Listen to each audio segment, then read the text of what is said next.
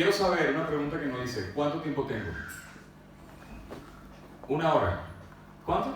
1 hora. 2 horas ya. Ok. Aparte de lo que Diego acaba de comentar acerca de mi historia, ¿quién más conoce acerca de mi historia? ¿Hay alguien más que conozca mi testimonio? ¿Ok?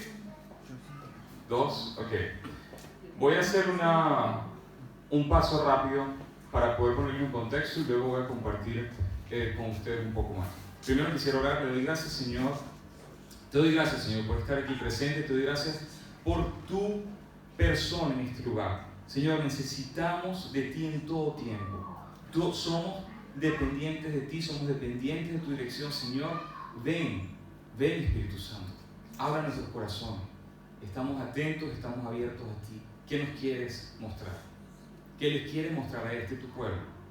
Ellos reciben, Señor, de ti, porque tú los amas y ellos te aman de vuelta. En Cristo Jesús. Amén. Amén. Ok.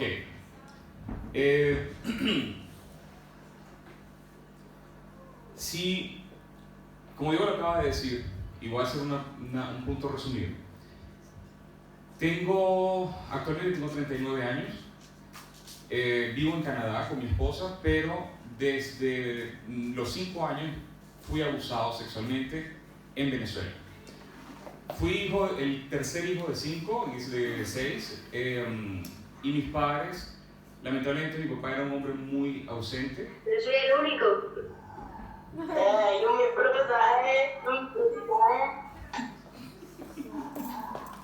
dame la martilla también. Dale martillo.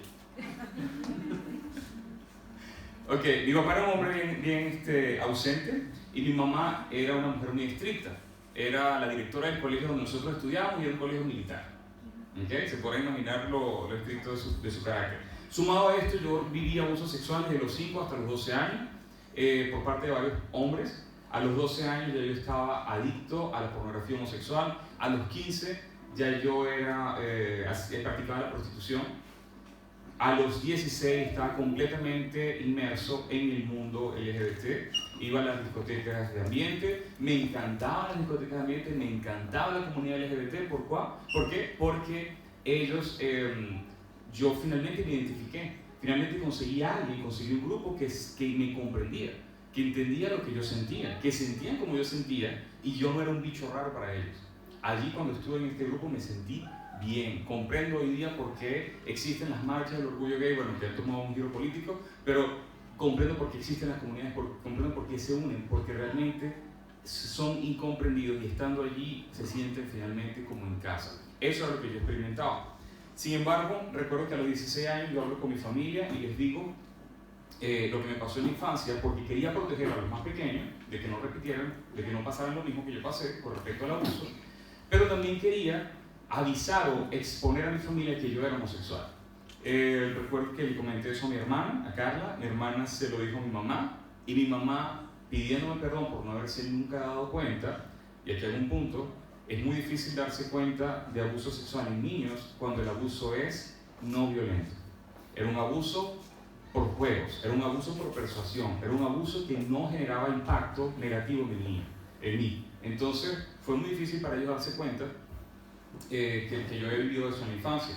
Recuerdo que cuando mi mamá sabe esto, ella me pide perdón, pero al mismo tiempo me hace una pregunta. Ella me dice: hijo, ¿y si nunca hubiese sido abusado sexualmente? ¿Es que serías homosexual? Yo realmente nunca me había hecho la pregunta, yo pensaba que yo había nacido así. Sin embargo, cuando ella me hace esta pregunta, yo digo, bueno, desde los 5 años estoy experimentando intimidad con hombres. ¿Qué hubiese sido mi vida si nunca hubiese experimentado eso? Tal vez sería diferente. Recuerdo que en ese momento esa pregunta entró allí en mí y yo decidí que quería cambiar. Yo dije, no quiero ser el fruto de lo que otra persona decidió en mi infancia.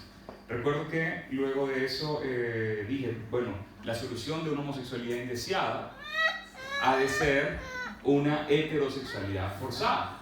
Dije, si no quiero ser homosexual, entonces lo que tengo que hacer es ser heterosexual. Entonces me fui al otro lado, tratando de mi fuerza que me gustaran las mujeres, pero yo tenía un problema. Para mí una mujer, sexualmente hablando, era lo mismo que una silla. No había nada, no había ninguna atracción ningún deseo. Y entonces, ¿qué ocurrió? Que yo no quería absolutamente estar allí, pero me forzaba. Luego de eso, recuerdo que cabe destacar que yo era ateo. A la fecha yo no conocía a Dios, éramos católicos no practicantes, realmente poco me importaba Dios. Mi mamá era profesora de química, física, biología, en la casa éramos bien ciencia, analítico, y por lo tanto para mí la idea de Dios era absurda. Recuerdo que yo me burlaba de Jesús, yo hacía chistes acerca de Jesús. Sin embargo, al poco tiempo yo estaba con una muchacha, estábamos de novio, a pesar de que yo le era infiel con un montón de hombres. Yo estaba con ella y fuimos al cine. Recuerdo que fuimos a ver una película que yo no tenía ni la menor idea de qué significaba. De hecho, para mí era una película romántica, pasional, de la relación que un hombre tenía con sus mujeres. Estoy hablando de La Pasión de Cristo. El título de La Pasión para mí era la pasión pasional sexual. Entonces dije, La Pasión de Cristo debe ser una película sobre las pasiones de Jesús con sus mujeres. Así lo entendía yo, en mi ignorancia. Recuerdo que alguien, cuando me vendieron los tickets, porque se habían agotado, la persona que me da las entradas, me pregunta, me dice, ¿ustedes son cristianos? Y yo le digo, ¿qué es eso? Y la que era mi novia le dice, no, somos católicos. Y yo digo, ah, sí, somos católicos. Yo no sabía absolutamente nada. Sin embargo, al estar allí, yo entiendo que, viendo el filme, viendo la película, yo entiendo que Jesús hizo realmente esto por nosotros. Que Jesús realmente entregó su vida por mí. Nadie me lo explicó, pero yo entendí que lo hizo. Y salgo ahí de la película y empiezo a hablar con todo el mundo para que la gente vaya a ver la película porque esa película tiene algo. Nadie me entendía. Y yo realmente no sabía que estaba evangelizando, pero lo estaba haciendo. Hasta que hubo un día en que una persona me dijo, sí, Carlos, todo lo que tú viste en esa película es verdad. Él hizo eso por ti. Ese día, esa señora, que por cierto me la encontré hace 2 días acá en Barcelona después de mucho tiempo, ella fue la primera persona que me dijo que la Biblia existía, que la Biblia era verdad y que lo que estaba escrito allí hablaba de lo que Jesús había hecho por mí. Y en 3 horas me pasó del Génesis al Apocalipsis y me mostró a Jesús por toda la palabra, espectacular, y decía, wow, Señor. Bueno, Señor, pero wow, decía yo. Y recuerdo que a los pocos días tuve un encuentro con Dios y es como que mi mente se abrió y vi la Biblia y es como que la Biblia tomó sentido. Les pregunto a ustedes aquí, ¿quién luego de tener un encuentro con Dios, la vida le ha sido transformada? ¿Cierto? No fue mi caso. Tuve un encuentro con Dios y mi vida se convirtió en un desastre. ¿Por qué? Porque una cosa es tener un encuentro con Dios y aprender todo lo que Dios hizo por ti, creer todo lo que Dios hizo por ti, descansar en todo lo que Jesús hizo por ti, y otra cosa muy diferente es convertirse en un cristiano que trata de hacer cosas para agradar a Dios. Lamentablemente caí en la trampa de la religiosidad. Comencé a ir a una iglesia donde el enfoque era todo lo que yo tenía que hacer para Dios. Tenía que dejar el pecado, tenía que dejar la adicción a la pornografía, los encuentros con hombres, las malas palabras, tenía que dejar el juego, tenía que dejar todo, tenía que convertirme en un hombre santo, porque Dios es santo y yo tenía que ser santo. Entendía yo en mi fuerza. Eso era lo que me estaban explicando, que yo tenía que buscar agradar a Dios. Yo no sé si a ustedes les pasó así, pero eso es lo que me explicaron a mí. ¿Y qué pasa? 1 Corintios 15, 56 dice que el poder del pecado se encuentra en el mandamiento. Mientras más mandamiento me daban, más el pecado tomaba fuerza en mí. Y mi vida dentro de la iglesia fue más llena de pecado que antes cuando era ateo o homosexual. El caso es que pasé 3 años en esta iglesia, me convertí en un verdadero hipócrita. Servía, estaba de diácono, ayudaba los domingos, gloria a Dios, aleluya, pero salía por esa puerta e inmediatamente me lanzaba en todo lo que la carne me pedía, porque aparte yo pensaba que si yo sentía un deseo, yo pensaba que eso venía de mí. Entonces, si yo siento tal cosa, pues, ¿quién más lo está produciendo que yo? Y por eso yo iba tras todos los deseos que yo sentía. Sentí un deseo, pues lo llevaba a cabo. ¿Y de qué valía luchar si de todos modos lo estaba sintiendo? Así pasaron varios años allí en esa iglesia hasta que en el 2007 hubo una tragedia. Mi hermana Carla muere en un accidente. Gracias a Dios, fue un impacto, murió en impacto. Pero recuerdo que en ese momento yo me molesto con Dios. ¿Por qué? Porque ya tengo 3 años en la iglesia. Yo tengo 3 años a Él pidiéndole que me cambie. Hasta ese momento, recuerden, antes de ser cristiano yo quería cambiar. Llego a la iglesia, conozco al Dios Todopoderoso y le digo, bueno, si tú eres Todopoderoso, entonces cámbiame. tengo 3 años pidiéndole que me cambie, tengo 3 años orando, tengo 3 años leyendo la palabra, haz algo, Señor, cámbiame, cámbiame. Y mientras más le pedía, más me gustaban los hombres. Era peor. Y luego viene y ocurre esto con mi hermano. Y ahí me acuerdo que me molesté y dije, ¿tú sabes qué? Tú eres todopoderoso, pero no te da la gana de ayudarme. Tú dices que eres amor, pero no me protegiste en la infancia. Tú dices que nos proteges, pero mira lo que le pasó a mi hermana. ¿Sabes qué? Se acabó, yo me voy. Y me fui a la iglesia, me fui molesto con Dios, cosa que no se la recomiendo, pero me fui molesto con Dios y recuerdo que yo decía, antes estando en la iglesia, ¿cómo dice uno? Señor, hágase tu voluntad, Señor, que sea tu voluntad, Señor. Es cierto, es la oración de los cristianos, ¿sí? Que sea tu voluntad, Señor, no la mía. Yo decía, ¿sabes qué? Haz lo que te dé la gana, de todos modos vas a hacer lo que te dé la gana. Entonces, yo estaba muy molesto con Dios, pero Dios, en su amor, Él sabe cómo tratar con nosotros. En ese tiempo me entregué en una relación con un hombre que también estaba buscando cambiar, un hombre que también vivió abuso sexual en la infancia, un hombre que también estaba yendo al psicólogo porque quería un cambio en su sexualidad, y dijimos, mira, tú y yo somos el equipo perfecto para salir de esto juntos, porque tanto tú quieres cambiar como yo quiero cambiar, entonces vamos a hacernos pareja y vamos a salir de esto juntos. Y eso fue lo que quisimos hacer. Fuimos a terapias de conversión. No sé, ¿alguien ha escuchado el término terapia de conversión? Terapia de conversión era un tipo de terapias donde te dirigían a cambiar tu orientación sexual por medio de la comprensión, por medio de la mente, por medio del esfuerzo propio. Eso no sirve. Ni de eso no se lo recomiendo yo a nadie. Uno sale de ahí sintiendo, yo salí de ahí después de hacer todos esos talleres sintiéndome más gay que antes. Yo salí de esa terapia sintiéndome más fracasado que antes. Y recuerdo que con este muchacho decidimos salir juntos de allí y decidimos estar juntos en esta relación, y bueno, 7 años pasamos juntos. 7 años, hay matrimonios que duran menos. Pasamos 7 años juntos. Y en esos 7 años, yo dije, bueno, por lo menos, me acuerdo, cambié de iglesia, volví a Dios, cambié de iglesia, me fui a una iglesia de 5.000 personas, dije yo, porque en esta iglesia entro y salgo y nadie se enteró. Yo digo, por lo menos estoy con un solo hombre, doy mi diezmo, vengo los domingos, algo de esto tiene que agradarle a Dios. Algo tiene que hay que tomar en cuenta. Estoy haciendo mi esfuerzo para agradarle. Sin embargo, era algo que yo sabía que estaba vacío por dentro, estaba mal. Recuerdo que en eso nos fuimos a vivir a Canadá. Estando en Canadá, la relación no duró nada. Un año después se había acabado la relación. Cuando se acaba la relación, yo digo, yo necesito hacer las paces entre lo que creo y lo que siento. Yo necesito hacer las paces entre esta sensación de este deseo que tengo por los hombres y la palabra, porque yo sé que la palabra es verdad, aunque no logre hacer las paces entre la palabra y lo que siento, yo necesito hacer algo. Y recuerdo que en ese momento decidí buscar a Dios de otra manera. ¿Y qué busqué? Me metí en Google y puse ¿cómo ser gay cristiano? Busco información en cómo ser gay cristiano, entonces consigo un montón, uno busca y no consigue, consigo un montón de teologías, doctrinas que hoy día considero herejía, que dicen, bueno, por ejemplo, había una que decía, Jesús dijo, ama a tu prójimo como a ti mismo, y prójimo es prójimo, aunque sea hombre, y yo, voilà, aquí soy gay cristiano. Y yo trataba de tirar, era una cosa de jalar versículos para ver si lograba hacer las paces con lo que sentía, había otros versículos que había que poner de lado.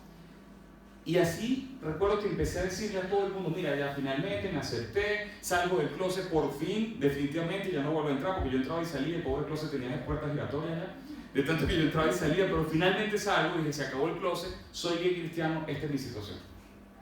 Sin embargo, hay un punto aquí, yo lo repetía y lo repetía 1000 veces. ¿Por qué? Para ver si yo mismo me lo creía. ¿Por qué no me lo creía? Yo sabía que lo que estaba haciendo era contrario a la Escritura. Así fue un año, adicto todavía a la pornografía, a los encuentros sexuales, a todo lo que se puede imaginar, salvo droga, depresivo, con pensamiento suicida. Recuerdo una oportunidad, subí a un edificio y dije, mi vida ya no tiene sentido. Estaba en un piso 20 y yo escuchaba una voz en mi mente que me decía, salta. Cuando vayas cayendo, le pides perdón a Dios, Dios te perdona, pero la gravedad no. Y ¡pum! Y dije, uy, mira, hasta bueno, parece una buena estrategia. Porque no sabía qué hacer. Luego de eso, estaba en ese momento en Perú, y estando allí en Perú conozco una pareja que a mí me impresionó mucho. Era una pareja cristiana, y tanto ella como él estaban tan en la presencia de Dios era tan fuerte en ellos, ellos estaban tan compenetrados con Dios, que sin predicarme, sin evangelizarme, sin decirme nada, yo deseaba conocer a Dios como ellos lo conocían. La presencia de Dios en ellos era tan fuerte que yo deseaba, en un momento dije, Señor, ellos te conocen de una manera que yo no te conozco, yo quiero conocerte así. Sin embargo, estoy muy perdido, pero bueno, me encantaría. ¿Por qué digo esto? Porque muchas veces queremos evangelizar con palabras cuando realmente nuestro testimonio y nuestro carácter y nuestra persona puede evangelizar mucho más que todo lo que podemos decir. Recuerdo que a los días vuelo a Canadá, estoy completamente quebrado, no tengo dinero, no tengo nada, estoy quebrado financieramente, emocionalmente, sexualmente, en todos los sentidos. Una familia me recoge prácticamente, porque si no hubiese sido un indigente, me recoge en su casa, me permiten acostarme en el sótano en un colchón inflable. ¿Alguien me queda dormido en un colchón inflable? ¿Se desinfla o no se desinfla? Uno se acuesta inflado y se levanta desinflado. Eso era horrible. Uno levanta con la espalda así que no puede, y el pecho que duele. Y yo decía, no puede ser que esto es mi vida. No tengo nada. O sea, todo lo destruí.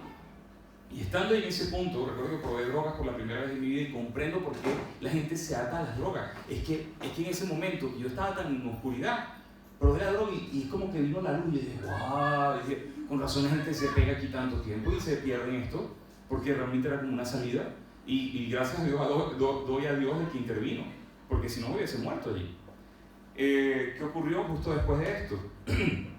Es que estaba en la celebración de Año Nuevo con esta familia. Ellos son cristianos, y había un amigo de la familia que vino a compartir con ellos.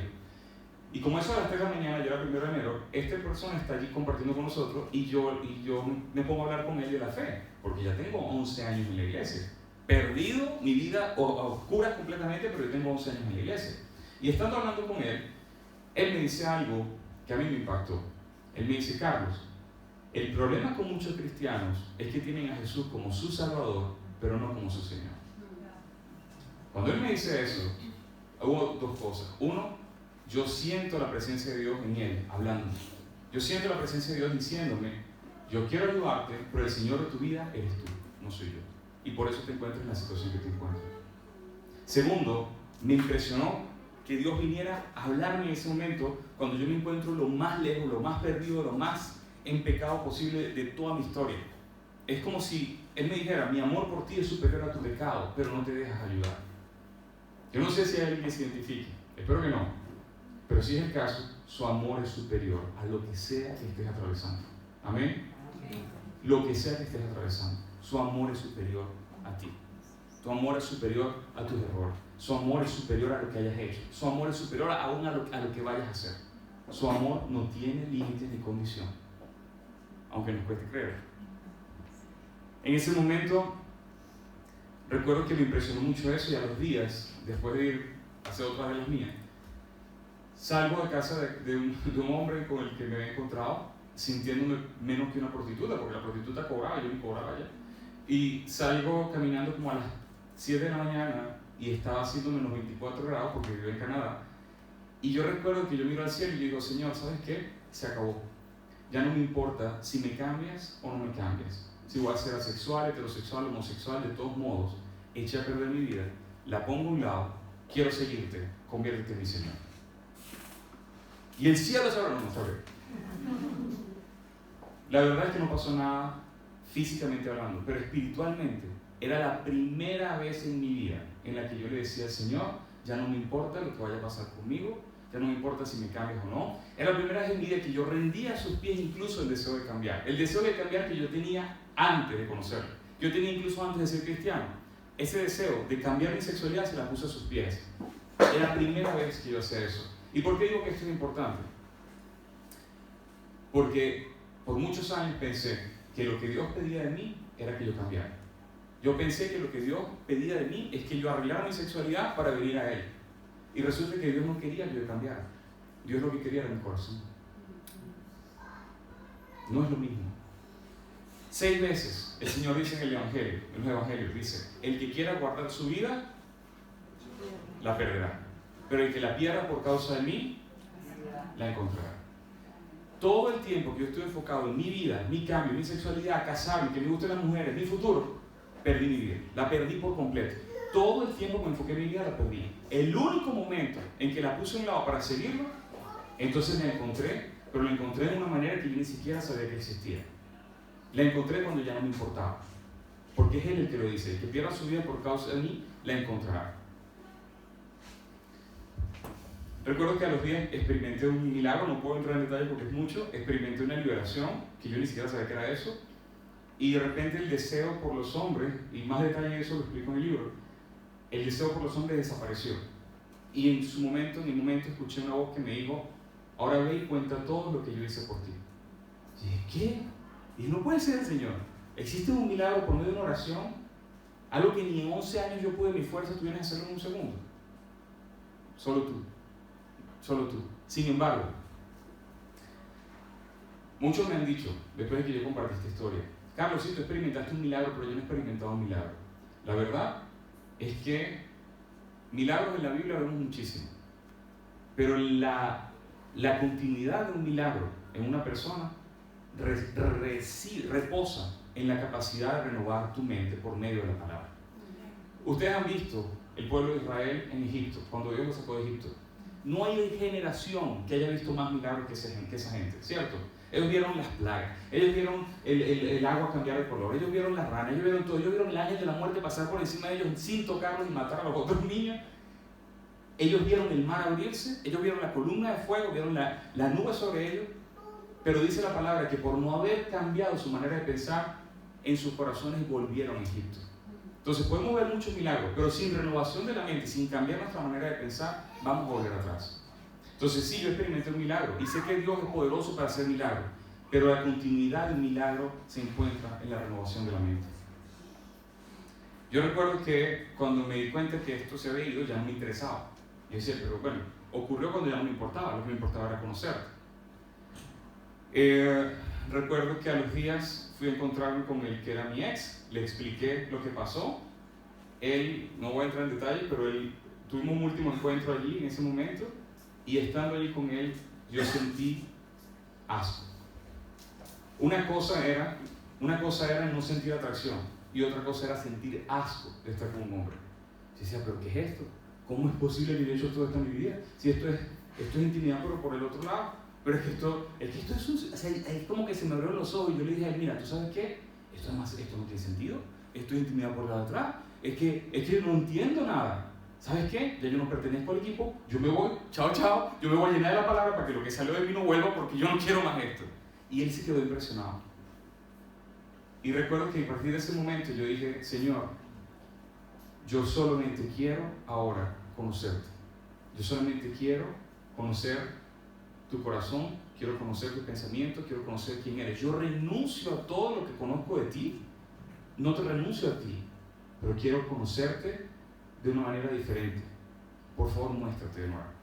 Y allí comienzo yo lo que yo llamo el proceso de renovación de la mente. Ahí comencé yo solamente a descubrir lo que Jesús había hecho por mí. Solamente a descubrir lo que Dios había hecho por mí. Y uno de los puntos más importantes es el siguiente. Quiero hacer una pregunta. Es que quisieran entender cómo es que ocurrió esta liberación o no. ¿O sienten que se perdió un hilo allí o no? ¿Vamos bien? ¿Seguimos? Ok. ¿Qué fue lo que entendí? ¿Cuántas veces hemos escuchado en la iglesia acerca de la cruz? Jesús murió en la cruz por nuestros pecados, ¿cierto? Jesús murió para perdonarnos. Jesús murió para darnos vida eterna. Jesús murió por nosotros. Jesús tomó nuestro lugar. Amén. Eso es la cruz. ¿Estamos agradecidos por la cruz? Amén. Amén. Ahora, quiero participación. ¿Qué entendemos que el Señor logró por nosotros en la resurrección? ¿Qué entienden ustedes que Jesús logró por ustedes en la resurrección? Una nueva criatura. Amén. ¿Qué otra cosa? Libertad. Amén. Una comunión directa. ¿Una qué? Una comunión directa. Amén. Y victoria. Amén. Pero la clave de todo esto está para mí en la comprensión de la nueva criatura. Entonces, tenemos estos dos puntos, la cruz y la resurrección. ¿Por qué para mí son tan importantes? Cuando yo me enfoco en comprender lo que el Señor ha hecho, entro en un versículo que está acá en Hechos 26, 18.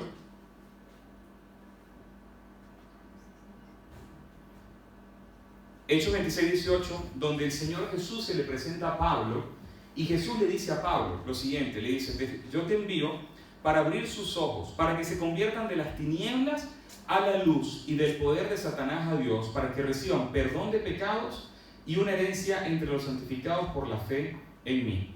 Para que reciban perdón de pecados. ¿Amén? Amén. Ok.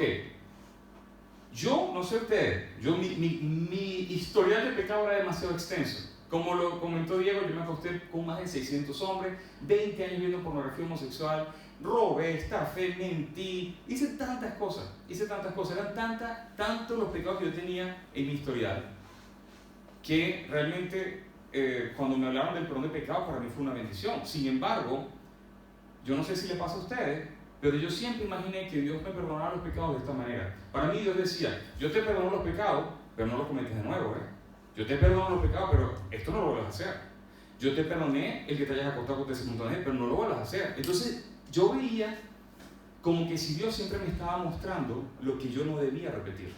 No sé si les llega a pasar a ustedes que vemos como la lista y la lista negra. Ahí está la lista negra, te la perdoné, pero no la cometas de nuevo. ¿Por qué este punto es importante? Porque yo decía, no tengo que cometer eso, no tengo que cometer eso, no tengo que cometer eso, entonces yo cometí eso. Mientras no me enfocaba en no cometer los pecados que yo sabía que no tenía que repetir, los terminaba repitiendo. Entonces mi mentalidad puesta en los pecados me hacía repetirlos. Pero sin embargo, ¿por qué quiero hacer este punto acá?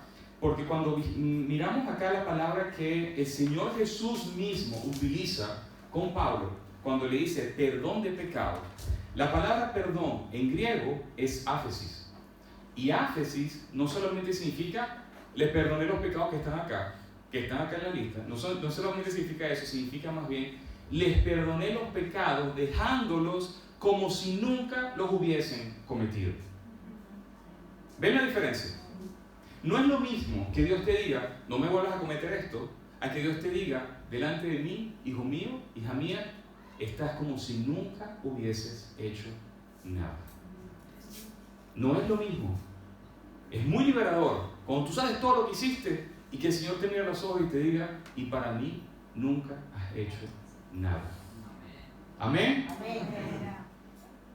No porque no lo hayas hecho, los hicimos todos, los cometimos todos esos pecados, todos los cometimos, sino porque Él los tomó sobre Él y Él, siendo inocente, murió por nosotros, siendo culpable, para que nosotros, siendo culpables, viviéramos como inocentes, viviéramos como si nunca cometimos nada de lo que hicimos.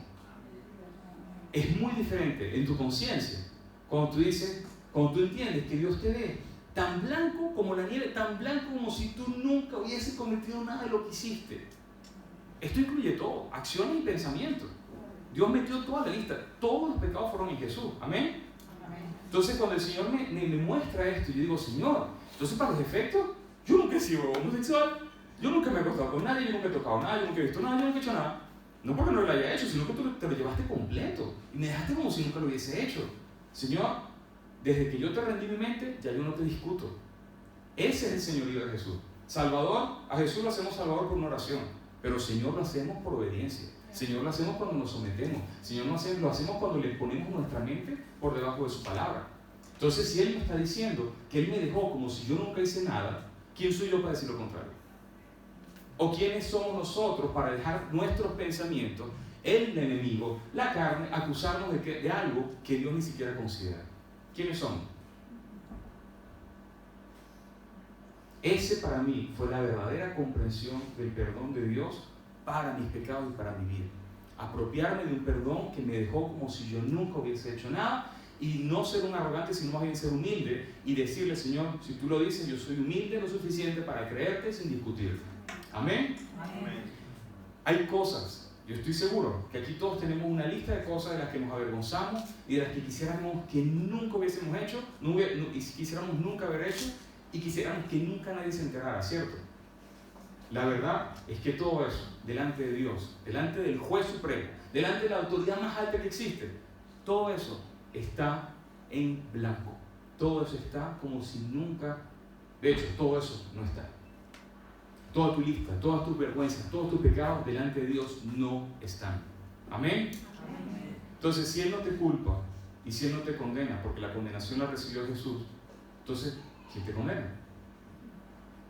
No hay condenación para los que estamos en Cristo Jesús, Romanos 8:1. Amén. Esa es la verdad. No hay condenación porque Él la recibió. Ahí está nuestro agradecimiento, en que Él llevó toda la lista completa y nos dejó tan limpios como Él mismo. Aleluya. Amén. Ahora, eso es la cruz. La resurrección es toda una otra historia completa. Si vamos a antes de la resurrección, ¿cuántas veces se nos ha dicho, y yo no sé si me estoy metiendo en problemas acá, ¿cuántas veces se nos ha dicho que, a mí me lo decían, que tenía que luchar contra mi naturaleza pecaminosa? Tienes que luchar contra tu naturaleza pecaminosa, porque la naturaleza pecaminosa tienes que someterla, luchar contra la naturaleza pecaminosa. Yo no sé si ustedes les dijeron eso alguna vez, pero a mí me lo decían. Tienes que luchar contra tu naturaleza pecaminosa. Esa es la naturaleza pecaminosa que te lleva a cometer pecado. La realidad es que en Deuteronomio 36, Dios mismo hace una promesa. Dios dice acá: el Señor tu Dios circuncidará tu corazón y el corazón de tus descendientes, para que ames al Señor tu Dios con todo tu corazón y con toda tu alma, a fin de que vivas. Dios en Deuteronomio 36 está haciendo una promesa, está diciendo que Él va a cortar la carne del corazón, porque está diciendo: circuncidaré tu corazón, es decir, cortaré la carne del corazón. Sabemos que la circuncisión es cortar la carne del miembro, pero aquí está diciendo: le circuncidaré pero el corazón, les cortaré la carne del corazón. Amén.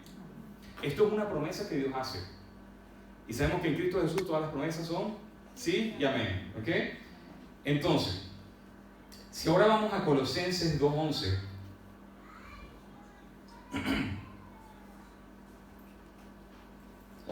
en Colosenses 2:11 encontramos el cumplimiento de esta promesa. Colosenses 2:11 dice, estoy leyendo en Reina Valera 2015, dice: en Él también ustedes fueron circuncidados con una circuncisión no hecha con manos, al despojarles del cuerpo pecaminoso carnal mediante la circuncisión que viene de Cristo. Dios allí te está diciendo: yo te iba a circuncidar la carne del corazón, y aquí te está diciendo: y en Cristo Jesús te corté la carne, el cuerpo de carne, el cuerpo pecaminoso mortal, la naturaleza de pecado, lo dicen otras versiones, te la quité en Cristo Jesús. ¿Pero por qué lo hace? El problema de la humanidad no era el pecado. El problema de la humanidad era la naturaleza pecaminosa. Los niños sabemos que pecan, no porque nadie los enseñó, sino porque está en su naturaleza pecar. Nacemos con esta naturaleza. No somos pecadores porque pecamos, sino que porque nacemos pecadores, cometemos los pecados. Ahora, Dios aquí está diciendo que Él quitó la naturaleza de pecado. ¿Amén? Pero, ¿cuál era el objetivo de la resurrección? No era solamente que Jesús resucitara y que nosotros nos vayamos al cielo con Él. El objetivo de la resurrección era que Él nos hiciera de nuevo, como dijo la hermana, que en Cristo Jesús somos una nueva criatura. Esta nueva criatura no tiene la naturaleza de pecado. Esta nueva criatura, Dios no la creó de nuevo y dijo: bueno, aquí va, te creo de nuevo con la naturaleza de Adán. ¿Cierto? Primera de Juan 3:9.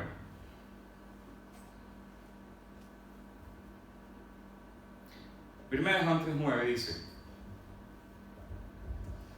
todo aquel que ha nacido de Dios, es decir, todo aquel que fue engendrado de Dios, que Dios parió, aunque no parió, sino que salió de Dios, todo aquel que salió de Dios, dice la palabra, no practica pecado, porque la simiente de Dios permanece en él y no puede pecar porque es nacido de Dios. Este texto está diciendo allí: el que es nacido de Dios, el que salió de Dios, no practica pecado porque la simiente de Dios está en él y no puede pecar. La simiente en griego es esperma. Dios está diciéndote allí: si tú naciste de mí, tú fuiste creado con mi genética, con mi esperma espiritual. Sabemos que cuando creemos en Jesús, somos cuerpo, alma y espíritu, y cuando creemos en Jesús, nuestro espíritu es quitado el antiguo y puesto el nuevo espíritu, que es este que es nacido de Dios. Entonces Él te está diciendo, si tú creíste en Jesús, tú naciste de mí y tú tienes mi naturaleza y mi naturaleza no produce pecado. Entonces, por un lado vemos que en el perdón, en la cruz, pagó todos los pecados que hicimos. La factura fue saldada. Luego entendemos que Él quita la naturaleza de pecado, pero aquí entendemos que Él nos da su nueva naturaleza. Que Él nos da una nueva naturaleza que es la propia de Él. ¿Cuánto pecado, les pregunto, hay en la naturaleza de Dios? No hay. ¿Estamos de acuerdo? ¿Amén? Y Dios te dice acá, si tú naciste de mí, tienes mi naturaleza y mi naturaleza no produce pecado. Entonces no puedes pecar porque eres nacido de mí. Y lo dice 2 veces, el mismo versículo lo dice 2 veces. Yo siempre pensé que este versículo era una orden que Dios nos daba. Como si Dios nos decía, si eres nacido de mí no puedes pecar porque naciste de mí y tienes naturaleza y no puedes pecar. Pero no es eso, Dios te está dando una buena noticia. Dios te está diciendo, si naciste de mí, tienes mi simiente y no puedes pecar porque naciste de mí, tienes mi simiente no produce pecado. ¿Amén? ¿Quiere decir esto que no vamos a cometer pecado más nunca? Obvio que no. Obvio que sí lo vamos a cometer. ¿Qué quiero decir? En la naturaleza del Espíritu, en este Espíritu nacido de nuevo, que tiene la naturaleza del Padre, que no produce pecado, ahí no podemos cometer pecado. Los pecados los cometemos desde nuestra alma. Los pecados los cometemos desde nuestra mente, porque no hemos comprendido la realidad del Espíritu. Los pecados los cometemos desde una mente que todavía no ha creído completamente en la cruz y en la resurrección. Los pecados los cometemos porque nos cuesta aceptar que Él ya borró la lista completa y que nos hizo de nuevo de bien. ¿Amén? Entonces el pecado que cometemos en el alma solamente evidencia que no has creído completamente. Ya tu pecado no evidencia tu identidad, y el pecado evidencia tu incredulidad. Hay áreas en las que no has creído completamente y por eso todavía estás atado. No estás atado porque el pecado tenga poder. Romanos 6:6 dice que el Señor rompió el poder del pecado en nuestra vida. ¿Amén? Pero no lo has creído completamente. Y lo único que te está separando de una vida de libertad es el rendir tu mente a Él y aceptar sin discutir lo que ella hizo por ti. ¿Amén? Cuando yo comprendí estas tres verdades, el perdón del pecado, que la naturaleza pecaminosa me había sido quitada y que ahora tengo la naturaleza del Padre, entonces a partir de esta posición yo comencé a vivir en una libertad que yo nunca había experimentado antes. ¿Quiere decir esto que entonces no seremos tentados? Claro que no, siempre seremos tentados. Primera de Pedro 2:11 lo dice, hay una guerra de deseos carnales contra nuestra alma. Eso sigue estando allí, va a seguir estando allí. Sin embargo, me gustaría que vayan a Gálatas 5:16.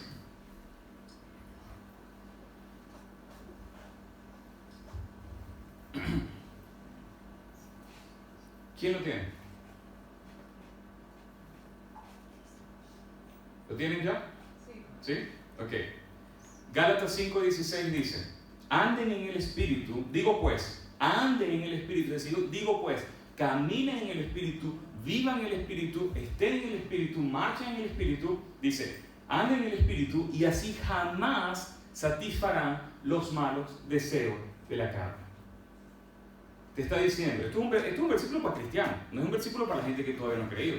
Se lo está diciendo a los cristianos. A ti que has creído, mantente en el Espíritu y jamás satisfarás los deseos que la carne te va a enviar.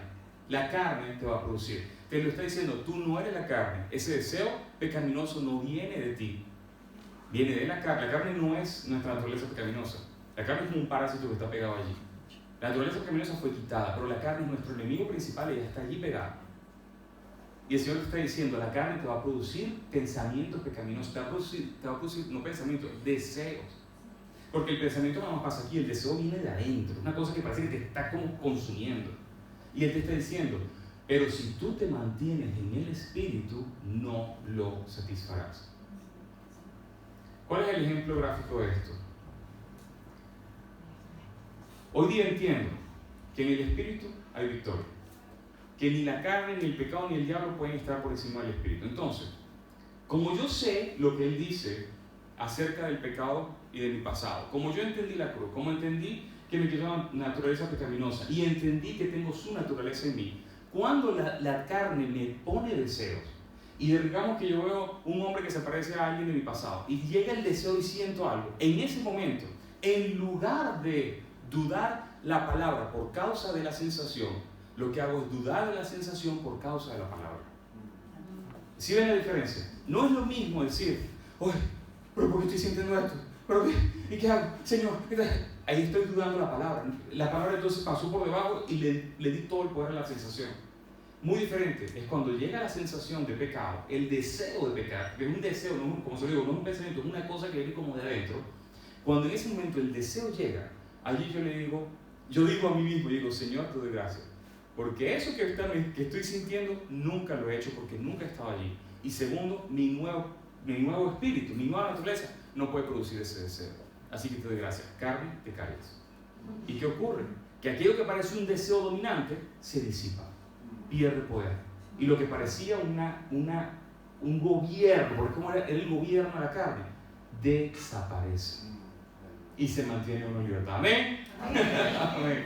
Esa es la libertad que el Señor nos dio. Seremos tentados, seremos atacados. Las flechas encendidas del enemigo vendrán contra nuestra vida. Pero si nosotros nos mantenemos caminando en el Espíritu, descansando, reposando en lo que Él ya logró por nosotros, tendremos libertad. ¿Se dan cuenta que no es en nuestra fuerza? Lo único que Él quiere es que descansemos. Lo único que Dios quiere es que le creamos. Señor, yo te creo. Señor, yo descanso. Señor, tú lo hiciste, ¿quién soy yo para decir lo contrario? Señor, me diste tu naturaleza, me quitaste mi pecado, me hiciste de nuevo. ¿Quién soy yo para decir qué? No soy nadie. Tú lo hiciste así, así vivo. El pecado me puede decir algo, la carne me puede decir algo, mi pasado me puede decir algo, pero es nuestra decisión darle más peso a Él que a cualquier otra voz. ¿Amén? Amén.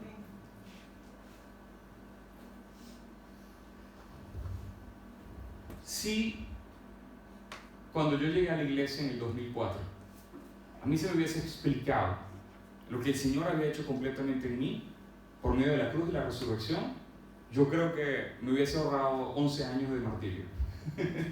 11 años de pecado, sin cansancio. Es muy diferente cuando se nos muestra todo lo que Dios hizo por nosotros, en lugar de hacernos enfocar en lo que tenemos que hacer por Él. La palabra dice que en Cristo Jesús estamos sentados en los lugares celestiales. ¿Amén?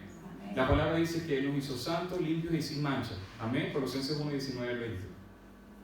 Él dice que Él nos creó según su justicia y santidad. Imagínense, Efesios 4, 24. Creados según su justicia y santidad. Eso es demasiado grande. ¿Es o no es? Pero Él lo dice que lo hizo. No Él dice, los voy a crear, los voy a limpiar, los voy a transformar. No, Él dice, lo hice. Muchas veces pasamos tiempo deseando conocer la voluntad de Dios para las cosas que vienen, ¿cierto? Pero no descansamos en la que era ya su voluntad cumplida. Hay una voluntad cumplida. Dios quería perdonarte, lo hizo. Dios quería arrancar la naturaleza que heredaste de Adán, lo hizo. Dios quería darte su naturaleza, lo hizo. Dios quería sentarte con Él en lugares celestiales, lo hizo. Dios quería que fuera su hijo, lo hizo. Él lo hizo. Es una voluntad cumplida, Él lo deseaba y lo hizo. Lo único que Él espera a nosotros es que le creamos. Hay un versículo, no recuerdo en este momento, que dice, esta es la victoria que venció al mundo, nuestra fe. La única victoria que vence al mundo es nuestra fe. ¿Nuestra fe en qué? No es nuestra fe en Dios. Porque hasta los demonios creen en Dios y eso no les cambia su destino. Mucha gente cree en Dios y sus vidas son miserables. No es nuestra fe en Dios. No es lo mismo creer en Dios que creerle a Dios. Una cosa es creer en Dios y otra cosa muy diferente es creerle a Dios. Si tú le crees en todo lo que Él dice acerca de ti, en todo lo que Él dice acerca de lo que Él ya hizo, vas a vivir en libertad. Y no es en tu fuerza, es en la suya. En el libro lo escribo. En las cosas de la fe, para mí, la fuerza de voluntad no sirve para nada. Para nada.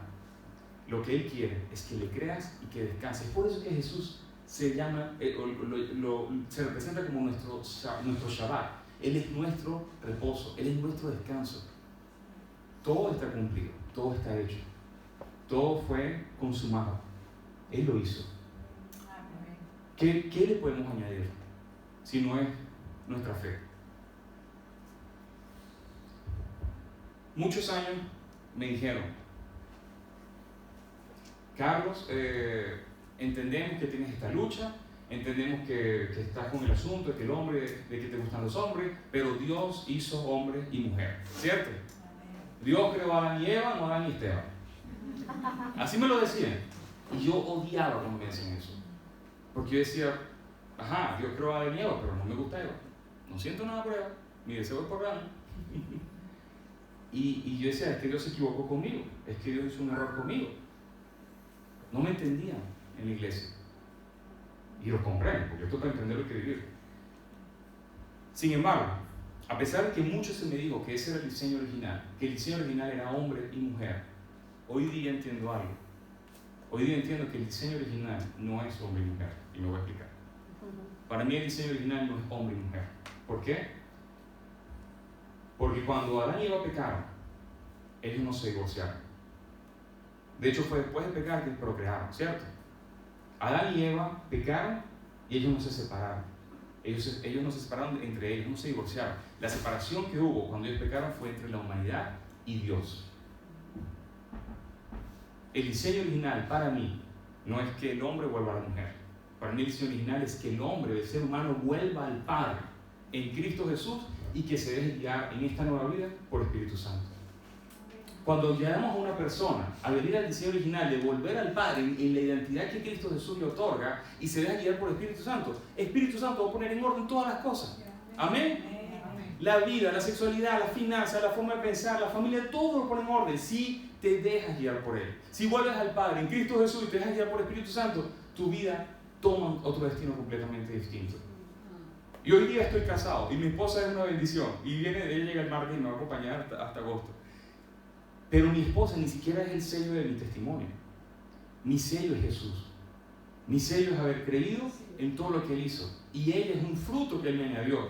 Pero mi sello está en lo que Él hizo en la cruz y en la resurrección. Ya no se trata de luchar en tu fuerza. Ya no se trata de luchar para tratar de ser algo o alguien. Se trata más bien de descubrir lo que ya somos en Él. Es muy diferente. Ya no tienes que vivir en vergüenza, ya no tienes que vivir en pena, ya no tienes que vivir escondiéndote, ya no tienes que vivir luchando. Solo debes descansar. Él es nuestro reposo. Él es nuestro descanso. Nada le da más gloria a Dios que nosotros descansemos en Él. Y este tema del descanso es tan importante que si tú te fijas, lo que los apóstoles, los discípulos le reclamaban a Jesús cuando Él estaba en la barca, en medio de la tormenta, es que Él estaba durmiendo, es que Él estaba reposando. Sabemos que es Jesús, sabemos que es Dios, pero Él estaba reposando. Lo que Él nos quiere a nosotros es que aprendamos a reposar, que aprendamos a descansar, que aprendamos a solamente vivir en el reposo de creer. Yo hice todo lo que pude por dejar el pecado, y mientras más me enfoqué, peor me fue.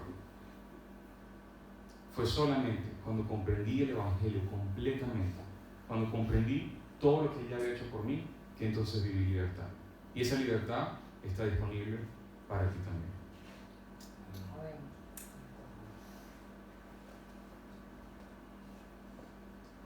¿Quién está de acuerdo con lo que he compartido?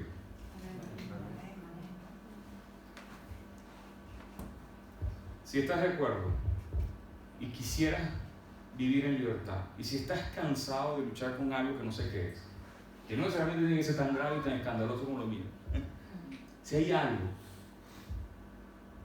con lo que sigues luchando y estás cansado, yo te invito en este momento a cerrar tus ojos y entregárselo a Él. Si estás cansado de ser tu propio Señor, si estás cansado de tratar en tu fuerza, si estás cansado de todo lo que has intentado, entonces ponlo de lado y dile en este momento: Señor Jesús, tú conoces mi corazón. He buscado más tu intervención que tu persona. He buscado más que salves mi vida que lo que te he buscado a ti. Señor Jesús, en este momento yo rindo este deseo a tus pies. Yo rindo esta lucha a tus pies. Señor, pongo a un lado esto. Así lo transformes o no, me quiero enfocar en este momento en conocerte. Quiero conocerte. Quiero seguirte. Quiero saber todo lo que tú has hecho por mí. Quiero darte honra descansando. Señor Jesús, no seas solo mi Salvador, a partir de ahora sé mi Señor. Me rindo, Señor. Dile, me rindo, Señor. Me rindo, Señor. Quiero creerte. Ayúdame en mi incredulidad. Quiero creerte. Nadie me ama como tú. Señor, te doy gracias por este pueblo tuyo, por estos hijos de estas hijas tuyas. Te doy gracias, Señor, porque tú las amas con un amor exuberante, con un amor que no tiene límites, con un amor que pasó por alto todas sus transgresiones. Señor, tú tomaste todo lo que ellos hayan hecho, te lo echaste encima, porque los querías a ellos, Señor. Tú los reconciliaste contigo, no tomando en cuenta sus transgresiones. Tú los amas, Señor. Permítele que en este momento dejen ellos enfocarse en su fuerza para venir a ti y que puedan descansar en todo lo que tú ya hiciste por ellos. Que su amor provenga de la comprensión de tu amor por ellos.